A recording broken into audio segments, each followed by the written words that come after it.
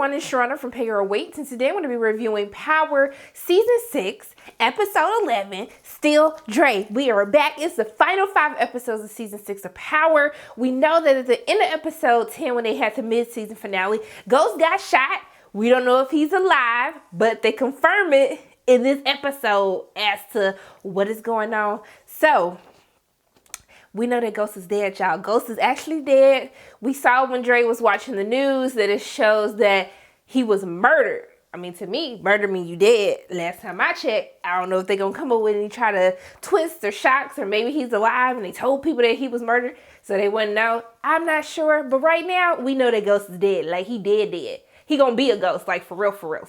Okay, so this episode, of course, is about Dre. And so I don't know if necessarily for the rest of the season they're going to go suspect by suspect. They really can't do that because there's like 7 suspects, 5 episodes. So I don't know how necessarily that's supposed to happen, if that's just how they decided to open up the second half of season 6. But we see that Dre's singing to his daughter.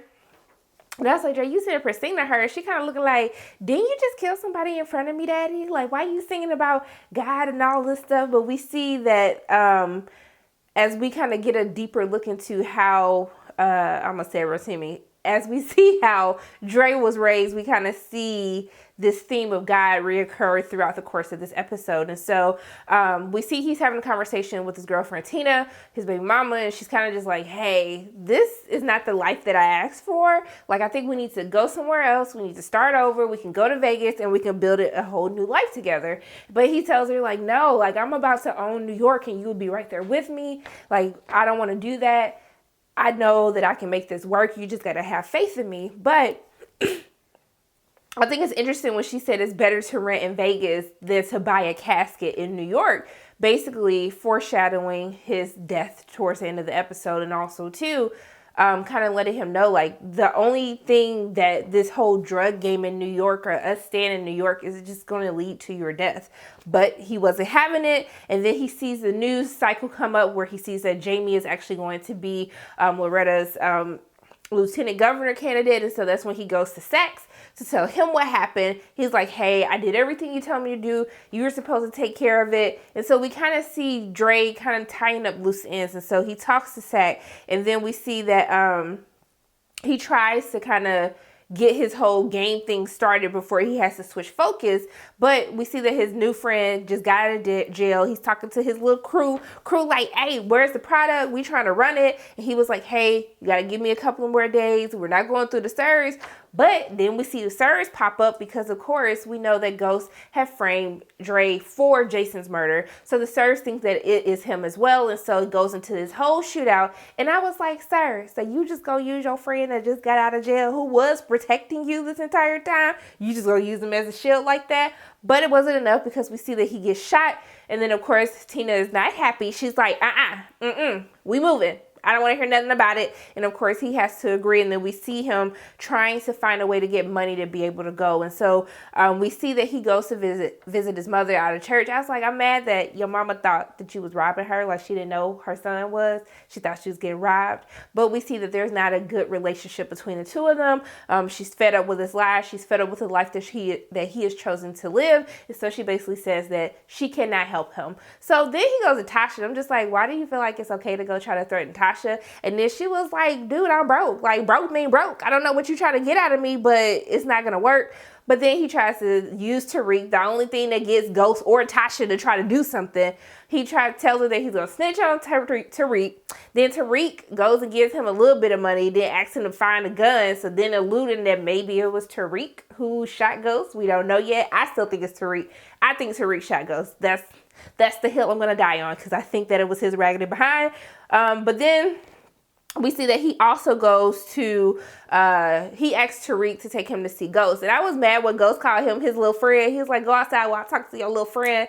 And then Dre tries to bribe Jamie. Then Jamie says he gonna get him all this money. And I felt like I saw that in episode 10. Maybe it was just me, but I guess that was the setup as to how it was Ghost who had him set up for Jason's murder. That's why he got arrested. And that's how he got into jail. But we see him going through all these people. He goes to Tasha, his mother, Tariq, Ghost. Then he even goes to Tate, which plans out to be the best like possible scenario for him, the best option. But during all of this, he ends up getting arrested because Ghost sets him up. And this was when we run into 2-Bit and Spank. Okay, I think it's 2-Bit Spanky, whatever his name is. But I'm going to stop on Dre for a little bit because I really did find 2-Bit and Spanky to be hilarious this episode. So they're in jail because we know that Dre ratted them out at Tommy's warehouse. And so they got picked up, and Detective Rodriguez is trying to get them to snitch this entire time. 2-Bit, he was like, dude, I'm not falling for it. I like how he was like trying to tell her about how the judicial system tries to imprison our black men. And she was like, you is one enlightened MFer. And I was just like, yeah, 2-Bit, like, when you start talking like all of this? Because I didn't know you had that in you.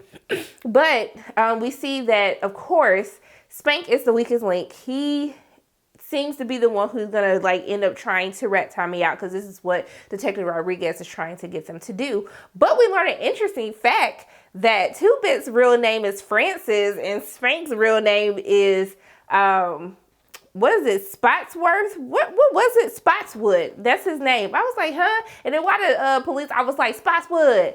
I was like, sir, you might want to answer because I don't think they're going to let it go that it's you. So I thought that whole little thing was so funny. Even when 2-Bit is trying to calm Spank down because he's like freaking out that they're in jail. You know, he's on 3 strikes. And when they start calling each other by their real name, I just thought it was absolutely hilarious. I actually really enjoyed those two this episode. Normally, I find them a tad bit annoying, but I actually did think that they were funny. But Ghost hits them up with an interesting proposition.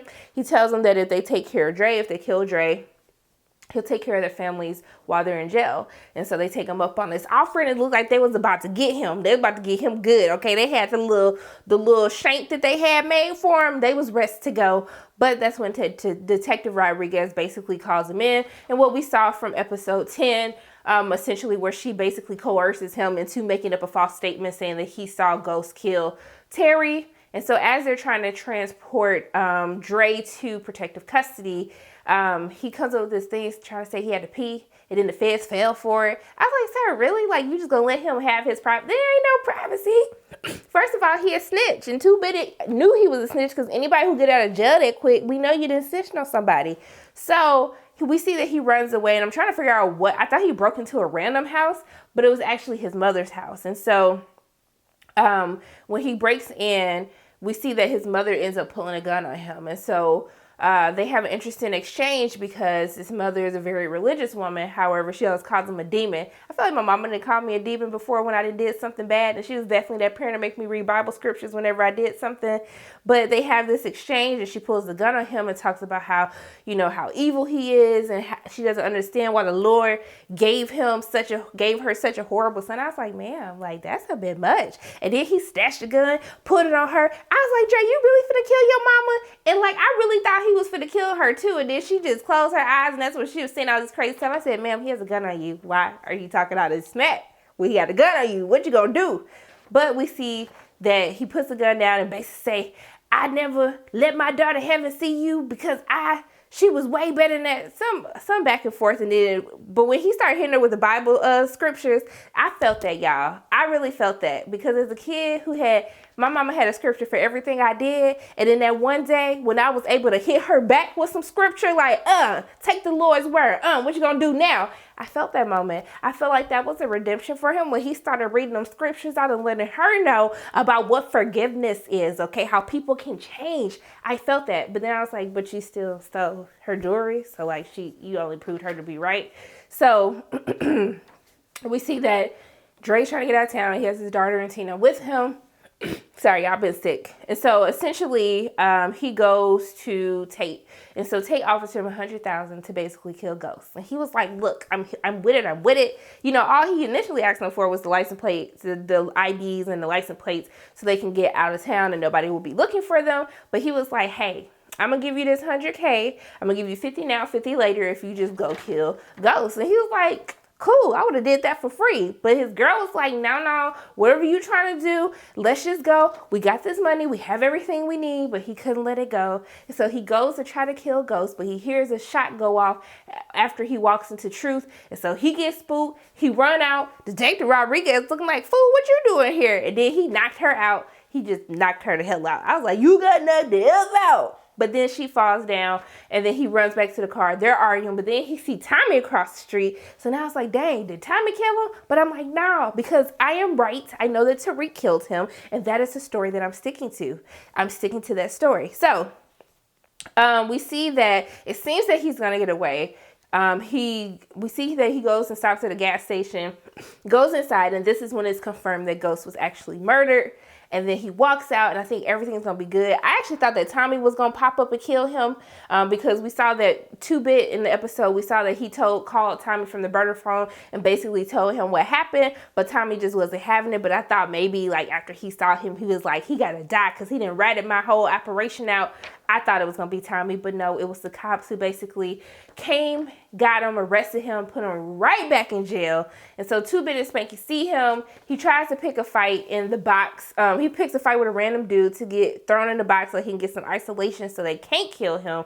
But I thought it was so heartbreaking when we see that Tina comes to see Dre. I should have known with all this FaceTime that Dre was getting that he's going to end up dead by the end of the episode. So we see that they're having this conversation, and then she called his mama, and he was looking like, you raggedy bee, why did you call my mother? And she was like, I had nowhere else to go to. And then when he's telling his mom, like, hey, you really need to get me out, like, I won't make it, like, I'll be dead. And then she's like, tell your daddy bye. I was like, so you just gonna let him die like that? And when she told him, I'll raise her better than you, or I'll make sure that she don't grow up to be like you, I was like, ooh, so you just don't care. But I thought it was interesting that after he basically tells his daughter bye, and he says, like, you know, the only thing I got right was you, it was just really sad. But I was just like, I mean, at least she took them in because you did pull a gun on her. So she said it was the Christian thing to do. She was trying to be a good little Christian. But we see that while he's in the box, 2-Bit, Spank, of course they find him. They start throwing these towels in. I'm like, what are they throwing these towels in, and why are they wet? Like, what are they about to do? But the towels are soaked with lighting fluid. They pour it on him. And then basically he tries to tell him that Ghost is dead. Like, it doesn't matter. He was like, dude, I don't even care. Because, like, you been had it coming. I was like, Dre, you had it coming for a long time. Like, I'm shocked that you even made it to a season 6. Because with all the shenanigans, all the ratting, the snitching, everything that you have done, I don't even understand how you made it this far. But we see that they light him on fire. And I find it very interesting that 2-Bit references Galatians 6 verses 7 through 9, because, you know, my mama, she had me with the scripture, y'all. So about reaping what you sow. And I think it's interesting that after we see this dialogue and how he was raised as kind of this Christian boy, his mom was very hard on him, read a lot of scripture to him, that his last words are scripture as well, saying you reap what you sow, which he is reaping what he sowed. And then they set him on fire. And I was just like, well, dang, that's one hell of a way to die. But he dead. Like, he burned dead. They didn't cover the little thing. He gonna die from smoke inhalation, the burns. It ain't no coming back from that. But we see that at the end, 2-Bit realizes that Spank got out. And the only way that people get out that quick is if they snitching. And so we see that Spank basically snitched on Tommy. Detective Rodriguez got him to flip, but 2-Bit actually warned Tommy that Spank got out. He already knew what happened without him even having to know. But then we're given a little tidbit outside as Spank is watching Detective Rodriguez, and we see that Angela's sister was talking to Detective Rodriguez. We don't know about what. But I don't think she killed him because, of course, I think it's Tariq that killed him. But overall, it was a very interesting episode. It was all about Dre. I don't know if I'm going to necessarily like if they're going to continue to do these flashbacks, because I was like, didn't I watch half of this, everything that happened in this, because it happened in the last episode? If that's what the rest of these episodes going to be about, I don't know how I necessarily feel about that. And I don't necessarily feel about how, if they continue with this format, if I know I'm going to see somebody for a long time, that everybody just basically about to die, or that they're basically not a suspect. I don't necessarily know how I feel about this. I probably have to see another episode, but heck, at this point, we only got 4 episodes left, so what does it matter at this point? But I do appreciate that they ended the episode with a Rotimi song. I was like, well, they killed you. The least they could do is play your music, so I thought that was cool. But yeah, I mean, we'll see how the season goes.